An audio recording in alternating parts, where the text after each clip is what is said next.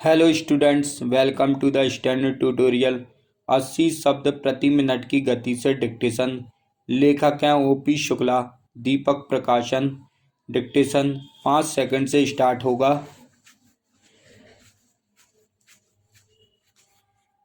Yes, start. अध्यक्ष महोदय, इस देश के किसान को उसकी मेहनत का उचित मूल्य मिलना चाहिए। इस बात से इनकार नहीं किया जा सकता है।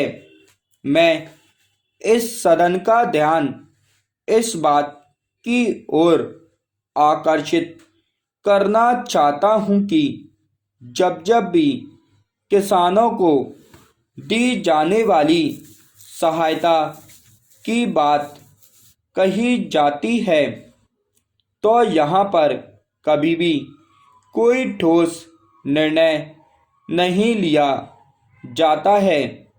आश्वासन तो बहुत दिए जाते हैं कि हम किसानों को उनके द्वारा पैदा किए गए अनाज का उचित मूल्य देंगे, उन्हें वे सभी सुविधाएं देंगे जो शहरों में रहने वाले लोगों को मिलती हैं। किंतु मुझे दुख के साथ कहना पड़ता है कि इस सदन में दिए गए आश्वासनों को कभी भी पूरा नहीं किया गया है। कई बार किसानों को बाढ़ से या सूखे से बहुत नुकसान उठाना पड़ता है। उस समय सरकार की तरफ से उनको पूरी सहायता नहीं दी जाती है।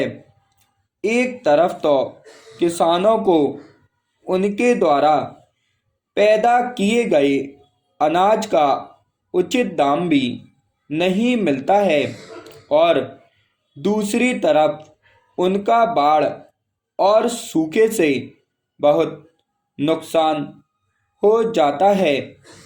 ऐसी स्थिति में हमारे देश के किसानों को बहुत कष्ट उठाने पड़ते हैं। मान्यवर महाराष्ट्र में किसानों के आंदोलन की बात हम सुनते हैं। बड़े दुख की बात है, जहाँ तक मुझे मालूम है वहाँ के किसानों को बहुत सारी सुविधाएं दी गई हैं। वहाँ के किसानों को दिए गए ऋण माफ़ कर दिए गए हैं, लेकिन उत्तर प्रदेश के किसानों को इस तरह की सुविधा अभी तक नहीं दी गई है।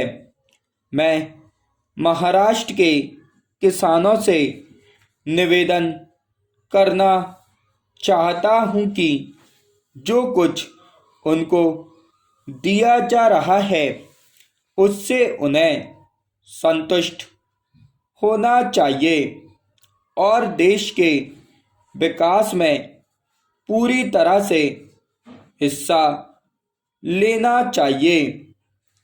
मैं कृषि मंत्री जी से भी निवेदन करना चाहता हूं कि वे देश के प्रत्येक राज्य के किसानों को दी जाने वाली सहायता के विषय में जानकारी प्राप्त करें और ऐसा उपाय निकालें जिससे किसी को भी यह शिकायत ना होने पाए कि अलग अलग राज्यों में अलग अलग तरीके से किसानों को सहायता दी जा रही है।